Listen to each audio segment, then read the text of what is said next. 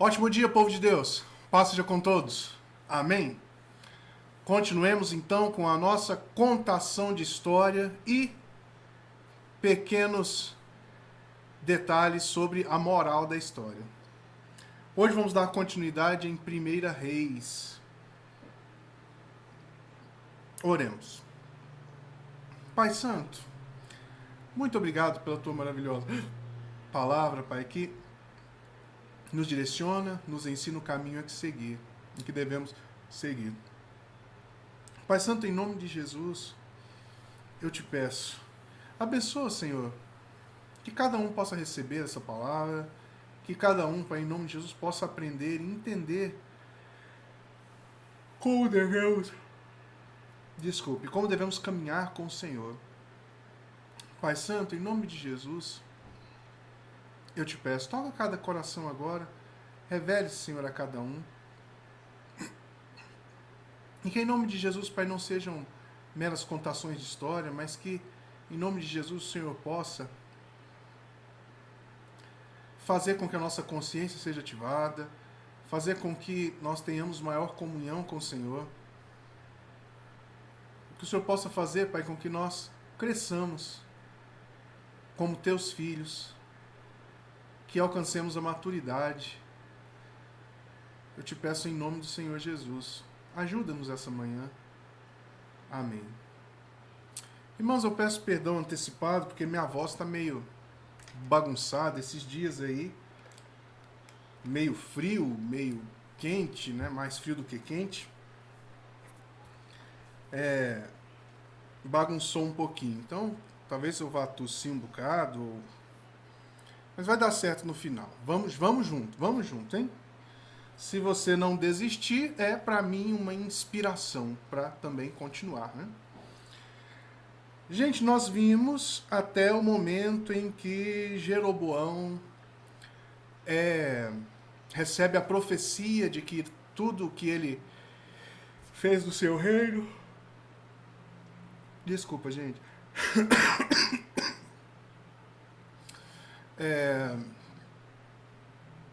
Iria ser destruído devido à sua desobediência. Então vamos dar continuidade aqui no capítulo 13, a partir do verso 33.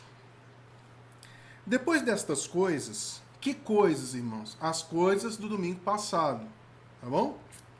Depois destas coisas, Jeroboão ainda não deixou o seu mau caminho.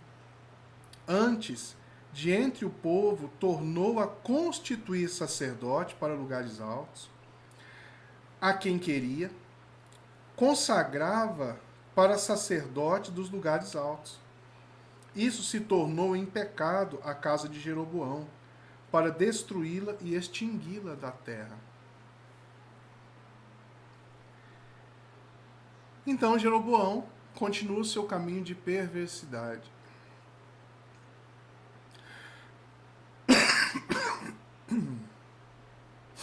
Desculpe. Vamos lá. Capítulo 14, versos de 1 a 3. Naquele tempo, adoeceu Abias, filho de Jeroboão. Disse este à sua mulher: Dispõe-te agora e disfarça-te, para que não te reconheçam que és mulher de Jeroboão, e vai a Siló. Eis que lá está o profeta Aías, o qual, a meu respeito, disse que eu seria rei sobre este povo. Leva contigo 10 pães, bolos e uma botija de mel, e vai ter com ele. Ele te dirá o que há de suceder a este menino. Irmãos, aqui nós temos algumas coisas, né? Ele sabia onde estava Aías. Aías, como ele acabou de dizer aqui, foi quem disse a ele que ele seria o rei. Lembra que nós falamos que ele está com a capa nova, ele rasga a capa em 12 pedaços, né? Toda essa história que está nos domingos anteriores. Ele sabia onde ele estava, mas ele só vai atrás de Aías, ele só deixa de fazer o que é errado, de tentar se manter no trono, a partir dos seus próprios poderes, da sua própria inteligência, ele só entende isso, ele só vai atrás do profeta Aías quando ele está com o filho ali e não tem o que fazer. Observemos isso. Então, ele manda que a sua esposa vá lá disfarçadamente. Sim, ele leva pão, leva bolo, leva mel, né? Jeroboão, irmãos, estava assentado sobre... Lembra quem foi Saul? Lembra dos templos, da suntuosidade que Jeroboão tinha herdado de Saul? Não é? Roboão ficou só com Judá. E o restante, outras 10 tribos, ficaram com Jeroboão. Jeroboão, então, era riquíssimo. E o que ele leva para o profeta? Bolo, pão, né? Pão de queijo, café quente, bolacha de sal, né? Fiquemos atentos a isso, povo de Deus. De verdade. Vamos lá. Então, assim a mulher de Jeroboão faz. Ela vai, se finge, né? E vai até o profeta. Só que Deus avisa ao profeta Aías. Fala, olha, a mulher de Jeroboão está vindo aí. E aí, Deus fala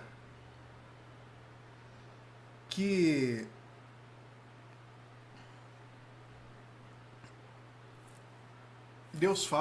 minha vozinha aqui dando trabalho, né?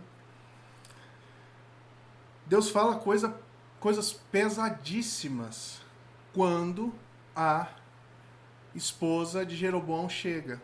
Ela chega disfarçada, mas como Deus já havia falado a Aías o que estava acontecendo, ele fala, olha, já você chegou, não venha disfarçada, venha do jeito correto, como tem que ser. E aí ele fala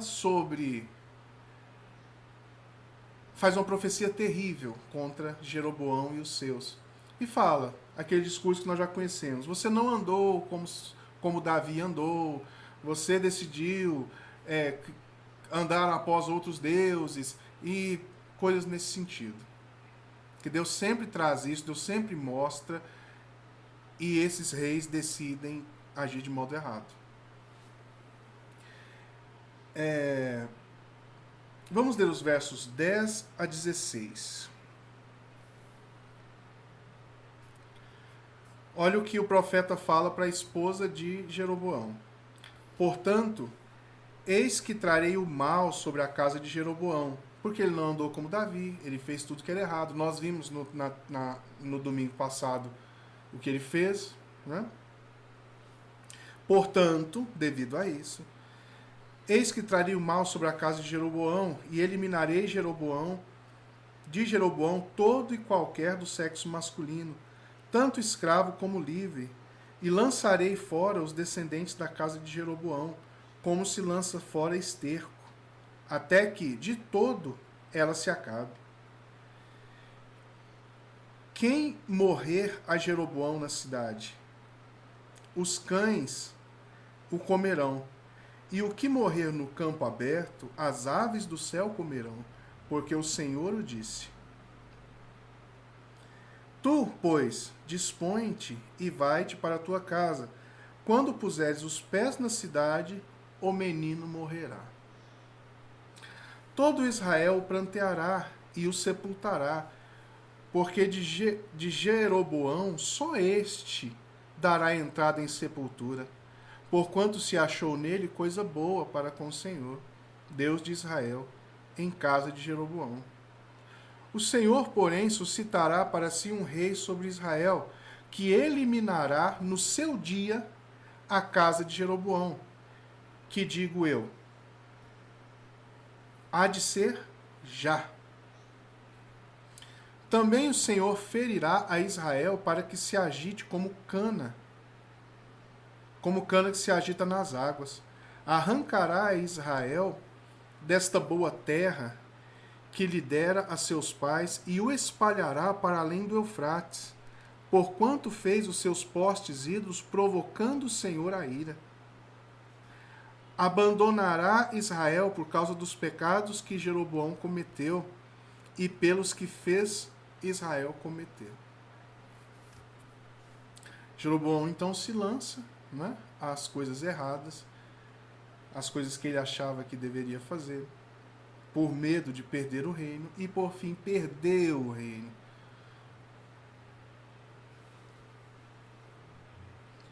E perdeu sua família e desgraçou com toda a família, na verdade.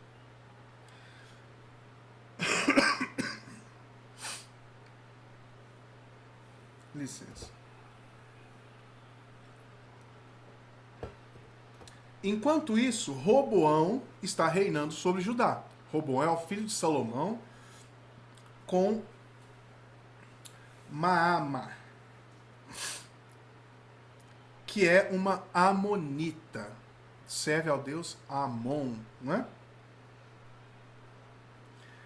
é? Vamos ler os versos 23 e 24 aqui do capítulo 14.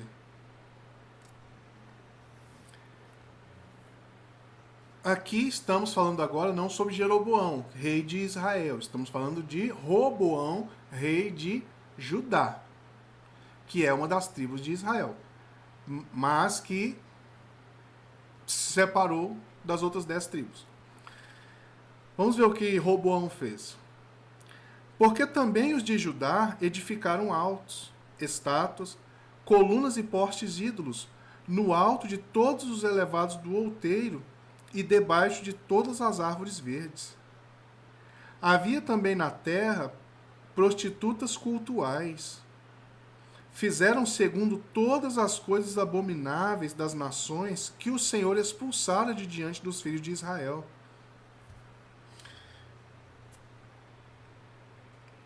Aqui deixa claro que a mãe de Roboão era amonita, ou seja, servia aos deuses amonitas. E era tão depravado, esse povo era tão depravado, que eles tinham esse grupo de prostitutas cultuais. Para você poder fazer o culto, havia uma espécie de momento de... Entendeu? Para poder cultuar. Então, assim, extremamente depravado. Filho de Salomão, irmãos. O homem tão sábio.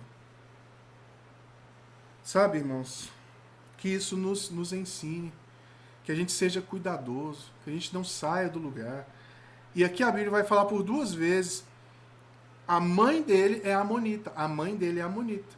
E ela se torna, não é, uma espécie de rainha ao lado do seu filho, de rainha mãe, rainha matriarca. Se você assistiu Game of Thrones, você vai ter noção de qual é a posição dessa rainha matriarca. Ela tem uma posição mais elevada do que as esposas até. Porque esposas são muitas, né? E a rainha mãe é uma só, a mãe do rei. Beleza?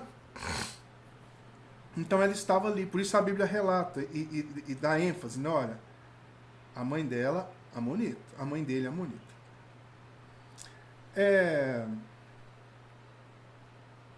No 5º ano do reinado de Roboão, Sisaque, o rei do Egito, saqueia o templo.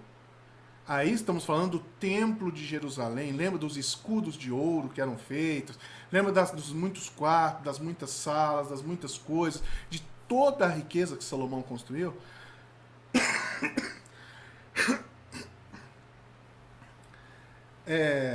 Sisaque, rei do Egito, saqueia isso e leva embora os escudos de ouro, leva as riquezas do templo, os utensílios do templo, que eram servidos para adoração de Deus. Lembra? Lembra mesmo? Se não lembra, volta um pouquinho aí e veja, porque, irmãos, nós precisamos ter essas histórias condensadas na nossa cabeça, porque aí nós saberemos como agir. E dentro das nossas ações, nós perceberemos, nossa, olha, Jeroboão agiu por medo, assim, assim, assado. Salomão, muito sábio e tal, achou que era independente. Sansão, tal. Davi, tal. E aí você aprende, você sabe como se conduzir. E não erra coisas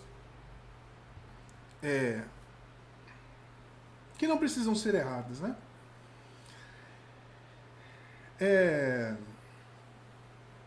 Nesse interim, Jeroboão, voltamos para Jeroboão. Jeroboão morre e quem assume é Nadab. Nadab, seu filho, sobre as 10 tribos. Voltemos para Roboão. Sisaque então rouba tudo.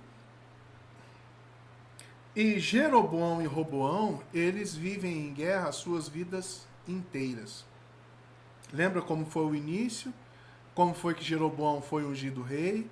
Porque Roboão agiu mal, querendo mais impostos. Lembra do dedinho? Meu dedo é mais grosso que a cintura do meu pai. Não foi o que Roboão disse? Então eles viveram em guerra o tempo todo. Roboão morre e quem assume o trono é Abias. Abias, o seu filho. Então nós temos agora nas 10 tribos Nadab, filho de Jeroboão, e nós temos Abias em Judá. Abias, filho de Roboão. Abias anda pelos mesmos caminhos do pai, de Roboão, fazendo tudo que é errado, com os prostitutos de cultos, os cultos, né, mesclado com essas coisas. Abias segue o mesmo caminho. Então Abias morre e nós temos então Asa. Asa assume. Vamos ver os versos 9 a 16. O que foi que o rei Asa, agora, né, neto de Roboão, fez? Vamos ler aqui dos versos 9 a 16 do capítulo 15. No 20º ano de Jeroboão, rei de Israel, começou Asa a reinar sobre Judá. Tá bom? Jeroboão reinando lá em Israel e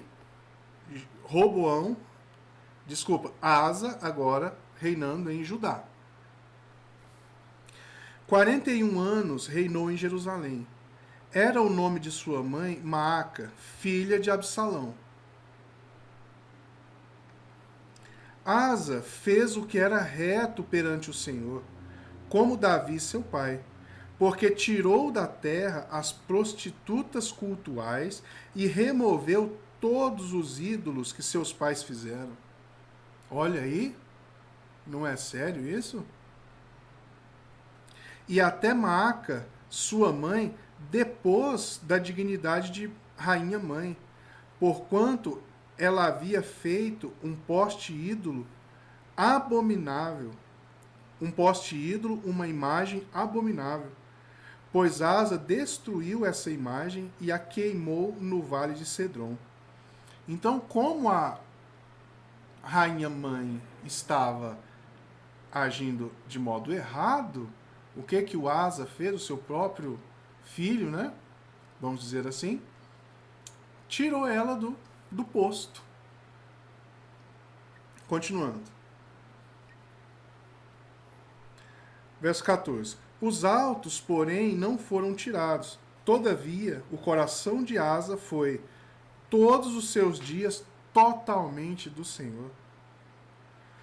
Trouxe à casa do Senhor as coisas consagradas por seu pai e as coisas que ele mesmo consagrara, prata, ouro, objetos e utilidades. Houve guerra entre Asa e Baasa. Nós vamos entender quem é o Baasa agora, porque o texto ele vai assim, vai em um, vai em outro, vai em um, vai em outro, vai na descendência de um, do outro, tá? Então Asa vive em guerra o tempo inteiro com Baasa, rei de Israel. todos os seus dias. Por que que eles estavam em guerra? Deixa eu só encontrar aqui minhas...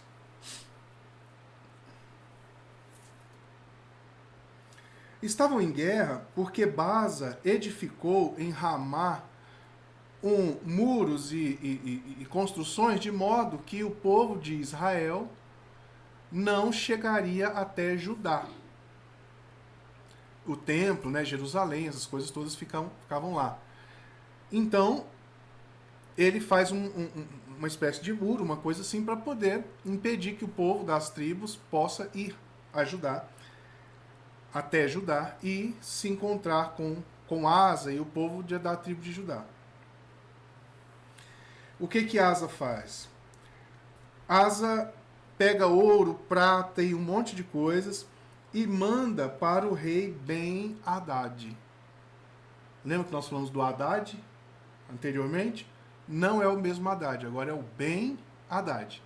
Ele manda tesouros para o rei Ben-Hadad, rei da Síria.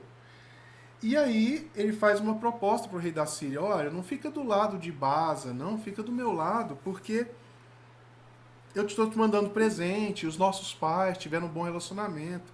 Então, Ben-Hadad topa a parada e retira o seu apoio de Baasa e ataca 5 cidades, 5 localidades de Israel das 10 tribos. O que acontece? Israel dá uma enfraquecida e Baasa não tem como continuar fazendo a construção em Ramá.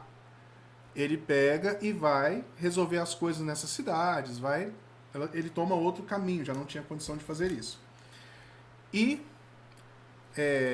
Asa, então, manda o seu pessoal ir até Ramá e pega todo o material que eles já tinham utilizado para construir em Ramá, né, com o intuito de impedir que eles chegassem a Judá. Eles pegam todo esse material e eles fazem edifícios em Geba e em Mispa. Né? Então Asa morre. E vem Josafá. Já ouviu falar de Josafá?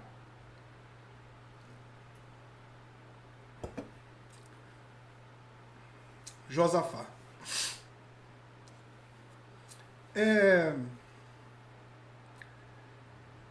Israel, Jeroboão. Voltamos agora para Jeroboão. Falamos da descendência de Roboão, né? Em Judá, que nós tivemos o Roboão, nós tivemos o Abias e nós tivemos Asa, do lado de Roboão. Agora, Jeroboão. Jeroboão, nós tivemos Baasa, nós tivemos Nadab. Foi o que eu disse? Nadab, filho de Jeroboão, assume o trono, mas Nadab segue os mesmos passos de Jeroboão, fazendo tudo errado. Então vem Baasa e arma para Nadab e o elimina. E fica no seu lugar. Vamos ler agora o capítulo 15, os versos 29 e 30. Irmão, se você não estiver sentado mesmo para ouvir, dificilmente você vai conseguir acompanhar, porque vai e vem, são os nomes, né? Parecendo seriado japonês ou chinês. Você fica ali olhando, aí fala Xinpin, Tindin, e você olha e fala, vem, mas quem é o Xinpin? Quem é o Tindin? Então, assim, muita atenção. Jeroboão, estamos na linhagem de Jeroboão, que veio Nadab, que agiu mal, e Baasa armou para ele e o eliminou, e ficou no seu lugar. Capítulo 15, versos 29 e 30. Logo que começou a reinar, matou toda a descendência de Jeroboão. Não lhe deixou ninguém com vida. Ah, mas espera aí. Isso, é isso mesmo. Não deixou ninguém com vida. Todos exterminou. Segundo a palavra do Senhor, que por intermédio do servo Aías, o Silonita, por causa dos pecados de Jeroboão cometera e pelos que fizera Israel cometer, por causa da provocação que irritara ao Senhor Deus de Israel. Então Baasa vai na família de Jeroboão e detona todo mundo.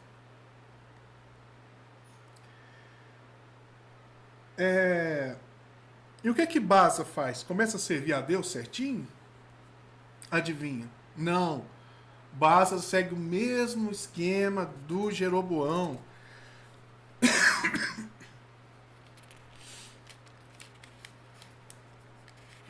Baasa segue o mesmo caminho de Jeroboão. Então Baasa morre e vem Elá. Elá. Um dos seus chefes de guerra, chamado Zinri, arma para Elá e elimina a Elá. Zinri, então, olha que negócio. Zinri, então, arma. Não, ele não arma. Zinri vai atrás do povo, né, da descendência de Baasa e elimina todo mundo.